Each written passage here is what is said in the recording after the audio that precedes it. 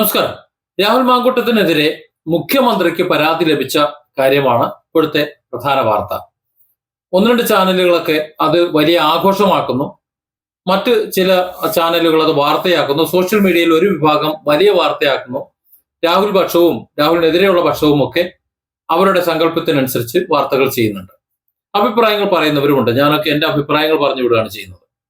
ഈ വീഡിയോയിൽ ഞാൻ നിങ്ങളുടെ മുന്നിലേക്ക് വെക്കുന്നത്, മുഖ്യമന്ത്രിക്ക് ഒരു പരാതി ലഭിച്ചു കഴിഞ്ഞാൽ എന്താണ് അതിന്മേലുള്ള നടപടിക്രമങ്ങൾ എങ്ങനെയാണ് വരുന്നത് എന്നാണ്. ഒരു ക്രിമിനൽ പശ്ചാത്തലം, ഇപ്പോൾ രാഹുൽ മാങ്കൂട്ടത്തിനെതിരെയുള്ള ഒരു പരാതി അവിടെ ലഭിച്ചു കഴിഞ്ഞാൽ എന്താണ് അതിന്റെ പ്രൊസീജിയർ എന്നാണ്. ഇവിടെ നമ്മൾ മനസ്സിലാക്കേണ്ടത്, രാഹുൽ മാങ്കൂട്ടത്തിന്റെ കേസായതുകൊണ്ട് ഇവിടെ സാധാരണ പ്രൊസീജിയർ അല്ല നടക്കുക. ഒരു പരാതിക്കാര് പോലും ഇല്ലാതെ നേരത്തെ ഒരു കേസ് എടുത്തിട്ടുണ്ട്. ക്രൈംബ്രാഞ്ചാണ് കേസ് എടുത്തിട്ടുള്ളത്.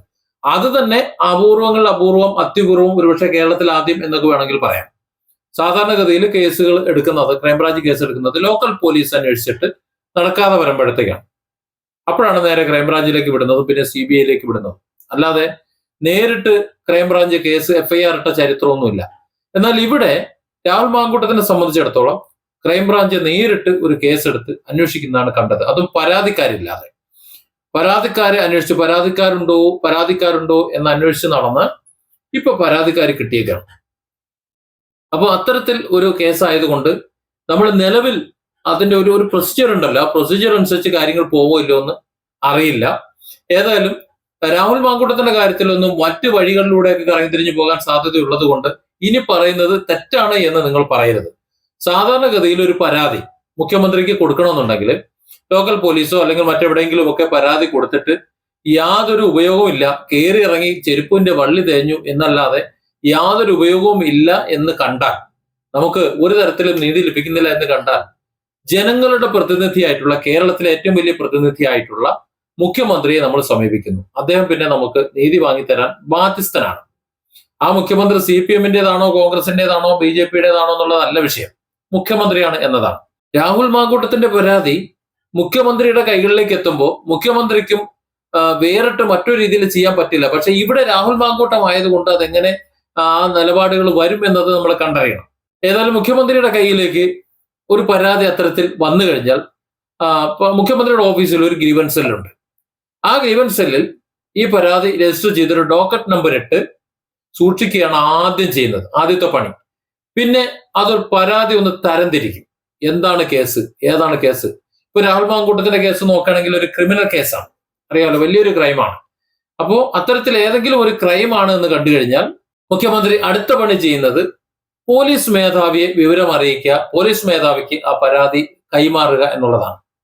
ഇവിടെ ഒരു പ്രത്യേകത ഉള്ളത്, സാധാരണ കേസിന്റെ ഒരു നാൾവഴികൾ അറിയാൻ കുറച്ച് നമ്മൾ ബുദ്ധിമുട്ടാറുണ്ട്, എവിടെ എത്തി, എങ്ങനെ എത്തി എന്നൊക്കെ.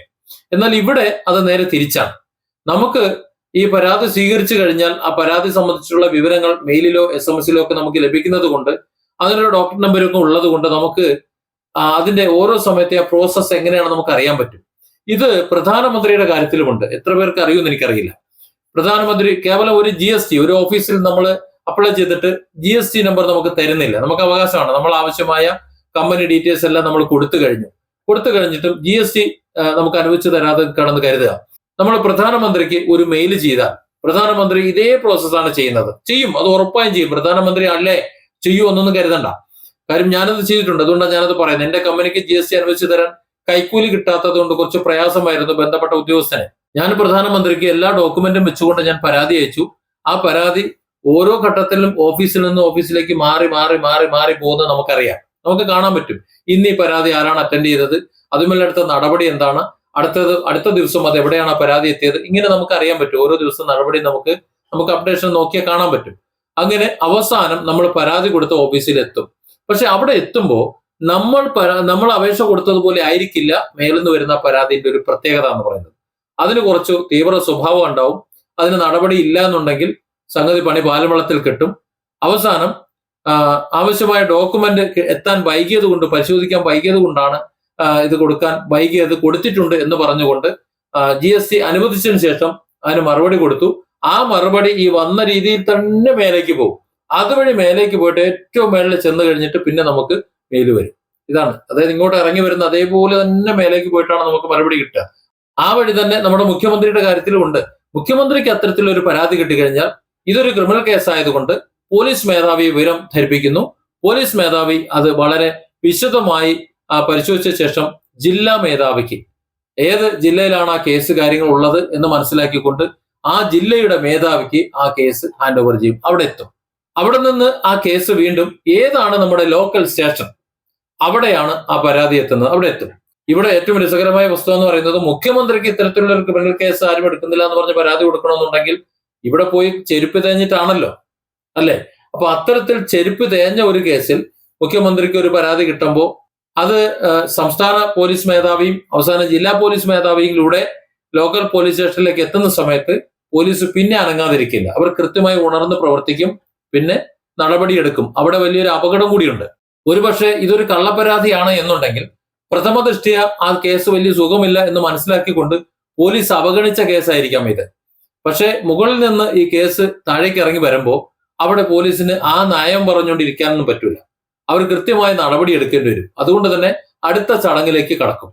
അടുത്ത ചടങ്ങ് എന്ന് പറയുന്നത് ആരാണോ പരാതിക്കാരൻ അല്ലെങ്കിൽ പരാതിക്കാരി അവരെ നേരിട്ട് കണ്ടോ വിളിച്ചു വരുത്തിയോ എങ്ങനെയായാലും വിശദമായി കാര്യങ്ങൾ ചോദിച്ചു മനസ്സിലാക്കുക, അതായത് മൊഴിയെടുക്കുക എന്നുള്ളതാണ് ആദ്യത്തെ ചടങ്ങ്. അതിലൊരു ഒരു വിട്ടുവീഴ്ചയും ചെയ്യാറില്ല. ഒരു വിട്ടുവീഴ്ചയും ചെയ്യാറില്ല. കാര്യം പരാതി മേലെന്നാണ് വന്നിട്ടുള്ളത്. പിന്നെ ഒന്ന് ആഡ് ചെയ്യാൻ പറ്റാത്ത വിധത്തിലുള്ള വിശദമായ ഒരു മൊഴിയെടുക്കലും കാര്യങ്ങളും അവിടെ നടക്കും. അതിനുശേഷം ഈ പ്രതി ചേർക്കപ്പെടുന്ന ആളെ പൊക്കിക്കൊണ്ട് വരികയോ അല്ലെങ്കിൽ വിളിച്ചു വരുത്തി മൊഴിയെടുക്കുകയോ അല്ലെങ്കിൽ ചോദ്യം ചെയ്ത് കാര്യങ്ങൾ മനസ്സിലാക്കുകയോ ഒക്കെ ചെയ്യും. എല്ലാവരും വിവരങ്ങൾ വളരെ വിശദമായി കാര്യങ്ങൾ മനസ്സിലാക്കിയതിന് ശേഷം ആവശ്യമാണ് എന്ന് തോന്നിയാൽ കുറ്റമുണ്ട് കഴമ്പുണ്ട് എന്ന് മനസ്സിലായി കഴിഞ്ഞാൽ അവിടെ FIR ഇടുന്നു. അവിടെയാണ് FIR ഇടുന്നത്. പിന്നീട് അറസ്റ്റും മറ്റു കാര്യങ്ങളുമെല്ലാം അതിന്റെ വഴിക്ക് ഇങ്ങനെ പോകും. പക്ഷെ ഇങ്ങനെയൊക്കെയാണോ കാര്യങ്ങൾ നടക്കുന്നതെന്ന് ചോദിക്കരുത്. അത് നമ്മുടെ ഇന്നത്തെ രാഷ്ട്രീയ അന്തരീക്ഷത്തിന് അനുസരിച്ചിട്ടാണ് കാര്യങ്ങൾ. ഇങ്ങനെയൊക്കെയാണ് നടക്കേണ്ടത്. അപ്പൊ ഇത്തരത്തിൽ ഒരു FIR ഇട്ട് കഴിഞ്ഞാൽ പിന്നെ സാധാരണ പോകുന്ന പ്രൊസീജിയർ അതിന്റെ വഴിക്ക് അതങ്ങനെ പോകും. ആവശ്യമെങ്കിൽ അറസ്റ്റ്, റിമാൻഡ്, പിന്നെ കോടതി, പിന്നെ ജാമ്യം, ഇങ്ങനെയൊക്കെ അങ്ങനെ തന്നെ അങ്ങ് നടക്കും. ഇതാണ് ഒരു രീതി.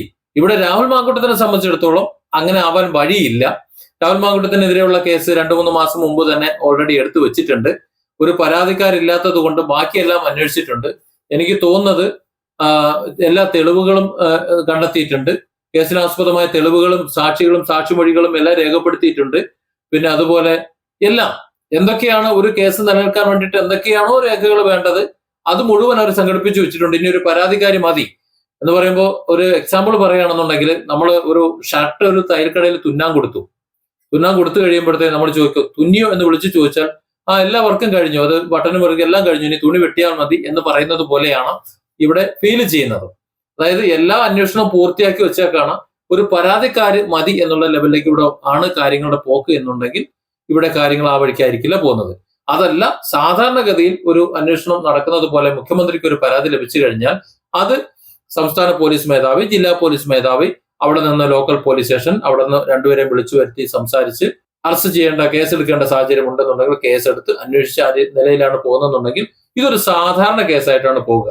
അങ്ങനെ സാധാരണ ഒരു കേസായിട്ടാണ് പോകുന്നുണ്ടെങ്കിൽ രാഹുൽ മാങ്കൂട്ടത്തിന് ഒരു തരത്തിലും ഭയപ്പെടേണ്ട എന്നാണ് എനിക്ക് തോന്നുന്നത്. കാരണം എത്തുമ്പോൾ പോലീസ് മൊഴിയെടുക്കാൻ വിളിക്കും, ചെല്ലുക, കാര്യങ്ങൾ പറഞ്ഞു കൊടുക്കുക, അതിനുശേഷം ആവശ്യമെങ്കിൽ വീണ്ടും വിളിക്കുമെന്ന് പറയും, വിട്ടയക്കും. ഇങ്ങനെ നിരന്തരം വിളിക്കും. പിന്നെ ഈ കേസിന്റെ മെറിറ്റ് അനുസരിച്ചിട്ട് പിന്നീട് അറസ്റ്റ് വേണോ മറ്റു വേണ്ടോ എന്നൊക്കെ തീരുമാനിക്കും. പക്ഷെ ഇന്നത്തെ രാഷ്ട്രീയ സാഹചര്യത്തിൽ അറസ്റ്റിന് സാധ്യത ഉണ്ട് എന്നാണ് എനിക്ക് തോന്നുന്നത്. കാരണം രാഹുൽ മാങ്കൂട്ടത്തിന്റെ ഈ കേസിന് പിന്നിൽ ഒരല്പം രാഷ്ട്രീയമുണ്ട് എന്ന് ജനം സംശയിക്കുന്നു. അത് ഒരു പരാതി ആയിരുന്നു എന്നുണ്ടെങ്കിൽ 3 മാസം മുമ്പ് തന്നെ പരാതി വന്നേനെ. ഇനി ഭയപ്പെട്ടിട്ടാണോ പഞ്ചായത്ത് ഇലക്ഷൻ കാത്തിരുന്നതാണോ എന്നൊന്നും അറിയില്ല.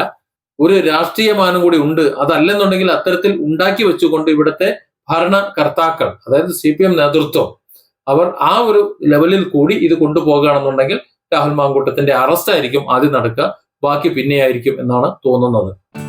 Different angles. Don't forget to subscribe and support this channel.